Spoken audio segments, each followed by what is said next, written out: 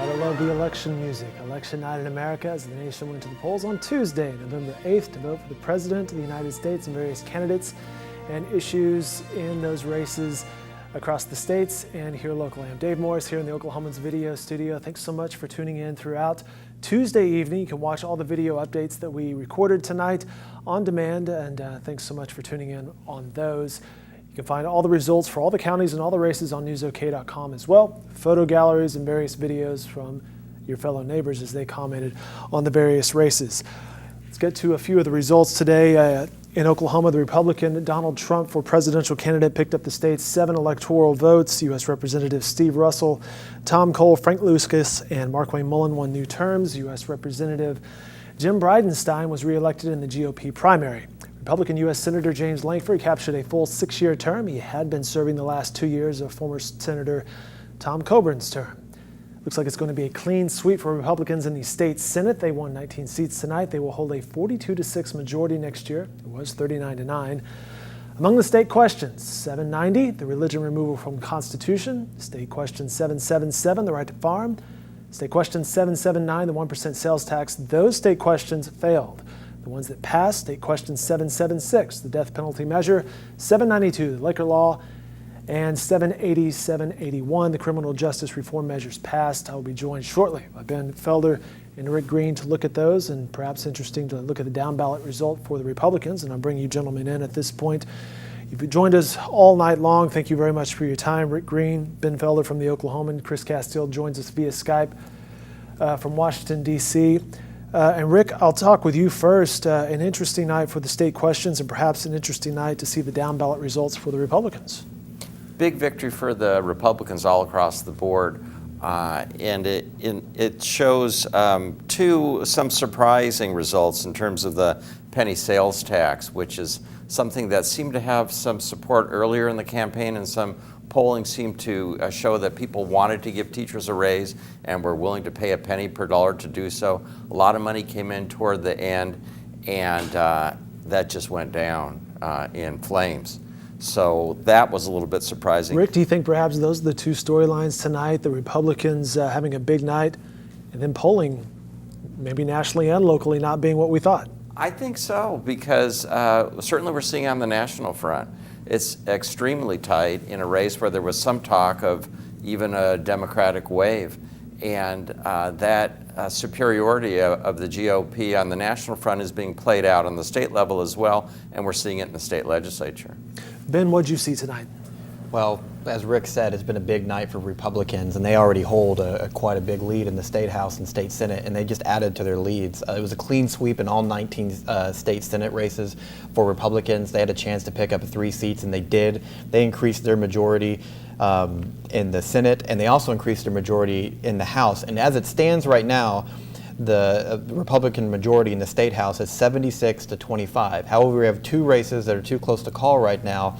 And one in particular, House District 87, it's a seat here in Oklahoma City. That's the one that's held by Representative Jason Nelson, who's outgoing. This is a race between Waukee, the Democrat, Smith, the Republican, and a Libertarian candidate. That's an important one because picking up that seat for Democrats would knock the majority down to 75 for Republicans. And why that's important is because that would put them below the threshold of a true supermajority that would allow them to raise taxes and fees. Now, that's with the caveat that all 76 members would vote for something like that. But that's still a threshold that right now is in the balance, whether Republicans are going to have that true supermajority when it comes to increasing taxes, which they're not quick to do, obviously, or if they'll be at 75. But either way, lots of pickups.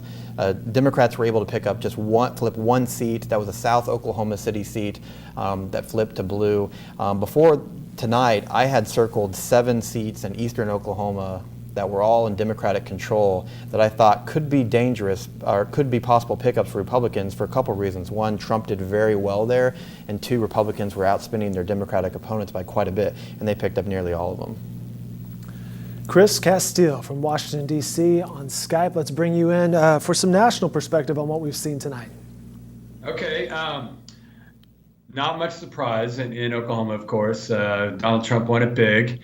As we were talking beforehand, it looks, with most of the vote counted, Clinton has 29%. And I think, just from some quick looking that I was doing that, it may be the lowest since 1972 when Richard Nixon beat George McGovern. Even you talk about people that really got blown out in Oklahoman presidential races.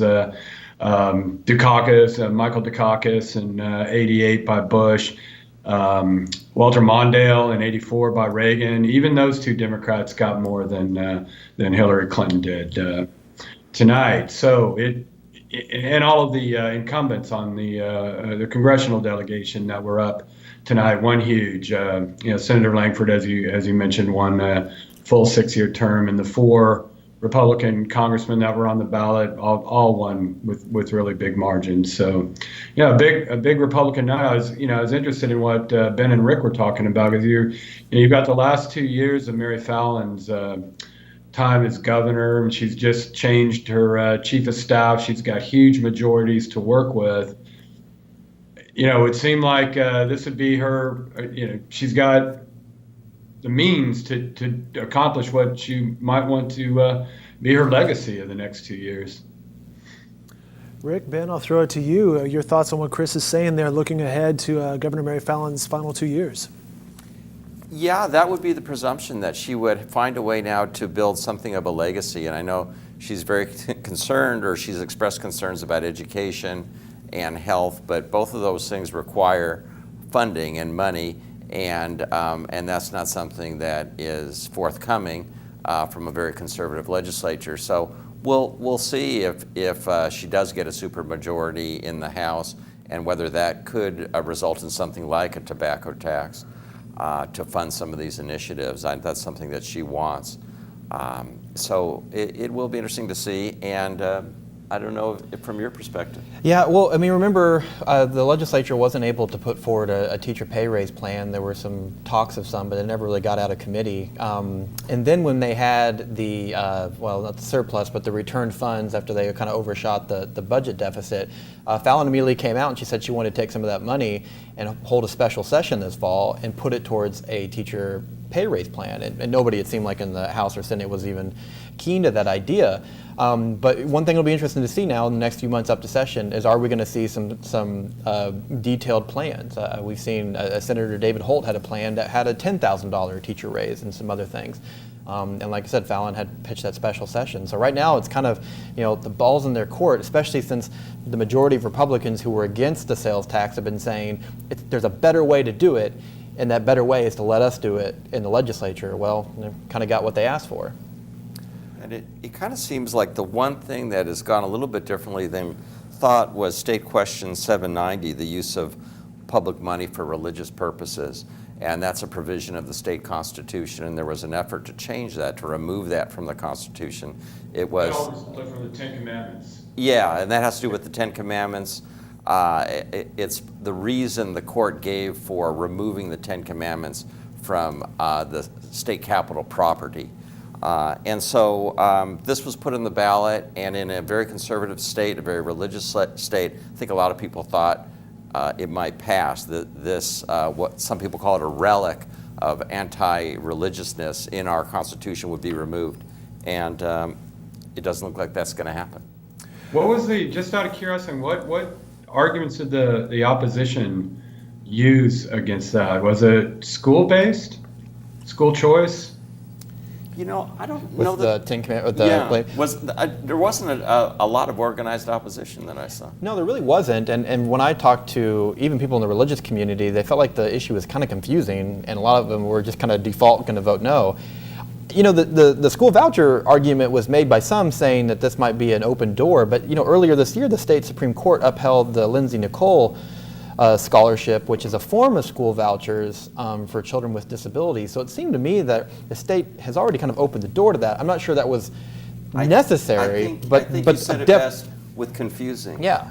Because the conventional wisdom is, if you're confused by a ballot measure, just vote no. Mm-hmm. And right in the ballot title, it said that there is a provision in the U.S. Constitution about religion, and that protection will continue to be there, the Establishment Clause. And so a lot of people might thought, well, if that's in there, why do we even need to do this? Yeah. Big election night in America and in Oklahoma. Chris, let me ask you this. You're in Washington, D.C. tonight. You've covered numerous elections, numerous presidential elections, and perhaps you're covering one for the final time for us here at the Oklahoman. Your thoughts on tonight and what you're seeing? Unusual? Have you seen stuff like this before, or? No. I really can't remember one where the polling, the expectations were so wrong. The confidence exuded by the Democrats in the last few days, just led you to believe, because even if you don't go by the public polling, the one the networks polling, you kind of think that candidates have internal polling that's really reliable, and that they wouldn't act real confident about Florida or Michigan or Ohio, whatever state it might be, if they didn't know. And I think the candidates themselves are probably stunned by this. I mean, the polling of both of the internal polling by both those candidates must have been off as well. So it has really been a surprising night, and it looks, at least right now, like the Republicans will control both houses of Congress again too. So you may have a Republican president and a Republican Congress. It's still early. I mean, a lot could happen, but I'm just saying that's a possibility that no one was really talking about Monday. At this time on Monday. I should mention our Rick Green is on deadline. He has left the set to tend to some deadline matters. But Ben and Chris, I have a question for you. Earlier tonight, we had State Senator A.J. Griffin. She joined us, and she was talking about the Republicans winning. But she mentioned to me, Dave, the profile of candidate has changed. And you mentioned, Chris, Republicans perhaps winning majority, both houses of Congress, perhaps president, locally winning big. Is it a different type of Republican that we're seeing with these wins? Well, I think the quick answer for Oklahoma, and maybe this applies nationally in some regards, is it kind of depends on the geography. Representative Dunnington for the Democrats, who was with us, said that Democrats were kind of losing some seats but gaining in the urban areas. That's going to change the complexion of the Democratic Party to maybe a more progressive party. And I think on the flip side for Republicans, definitely picking up some of these rural seats.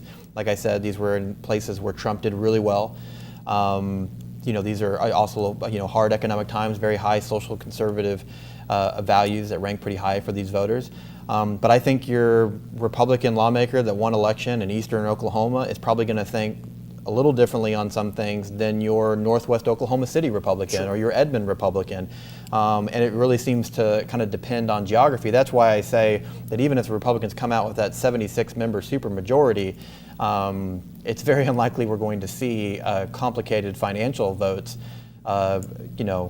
with a unanimous vote from the Republicans. So there's still going to be some challenges within the Capitol. I mean, they had a large majority last year, and there were still some hurdles that they ran into in facing some serious issues. But that's how I see it on the state. I'm not sure how Chris sees it on the national level here. Chris, your thoughts? Well, I think nationally, Dave and Ben, that what we're seeing on the Senate is mostly incumbents being reelected. So, and I don't know, that we could call them a different kind of Republican if they're already in Congress. But clearly, Donald Trump is a different kind of Republican, and some might argue he's not really a Republican, although he's taken very Republican stances on things like guns and abortion and Obamacare.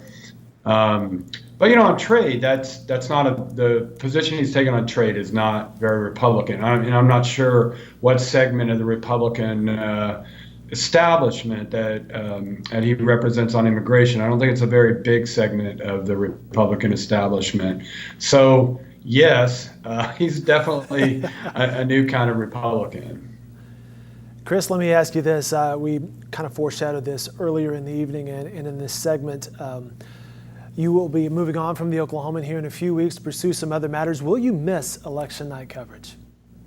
Well, we'll just have to wait and see.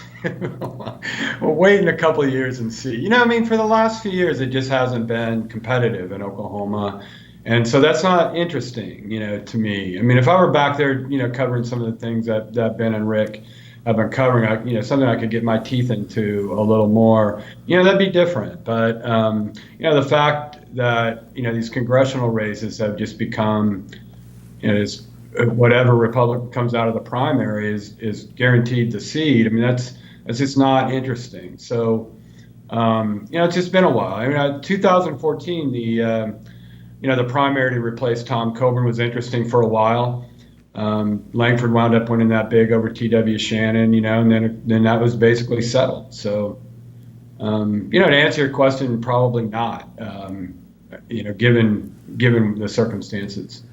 That whole answer sums up your reporting, sir. It's good sides, both sides of the fence, some analysis, and then a conclusion said concisely. Chris, we've always appreciated your reporting, and I've certainly appreciated your help over the years with our video coverage of all things political. So thank you, sir, for that. All right, glad to do it, Dave. And thank you tonight, Ben Felder. Thanks for your work tonight, for joining us all throughout the night on set. Good analysis and perspective. You mentioned that you're done with your print deadlines. You're working on some web deadlines. What does that mean, and what will you be doing for the rest of the night? Well, web deadline means there is no deadline, so we'll be here throughout the evening and early morning and tomorrow just to kind of see how things shake out. I mean, that goes for all races. Of course, we'll have the results at News OK from presidential on down. But yeah, we're going to follow these. We're still waiting on one precinct in House District 87, which is kind of that swing seat right now. It's a Republican seat that looks like it could be leaning towards the Democrats. So that's an interesting one here in Oklahoma City. And so not sure what the holdup is on that last precinct. Hearing a little bit of rumors. It's not confirmed, but there may be some issues, that there may be some double checking on some numbers or a recount in one precinct. Not sure about that, but as long as it takes, we'll be here. And we'll be now the real fun begins in some ways, because now you kind of get to analyze the results and kind of see what the road forward looks like. The conversation just continues, right? All right, Ben, thank you for your time. Much appreciated. Big thanks to Bill Shepard from Sooner Poll for joining us earlier tonight. For Brian Dean from the State Election Board for his time. Also to State Senator A.J. Griffin and State Representative Jason Dunnington. They joined us for a couple of segments. You can watch those online at newsok.com. We certainly appreciate them spending an hour with us. Big thanks to Phil O'Connor, Tiffany Gibson for their help behind the scenes producing tonight, and to the video team, Paige Dillard, Todd Frazier, Greg Singleton, Grayson Cook, and Tim Money. Big thanks to them. Election night in America has been mentioned. The coverage continues online at newsok.com. You can watch these videos online. Thanks for tuning in, and continuing coverage can be found in the Oklahoman. Be sure to go to your driveways and newsstands for that, and of course online at newsok.com.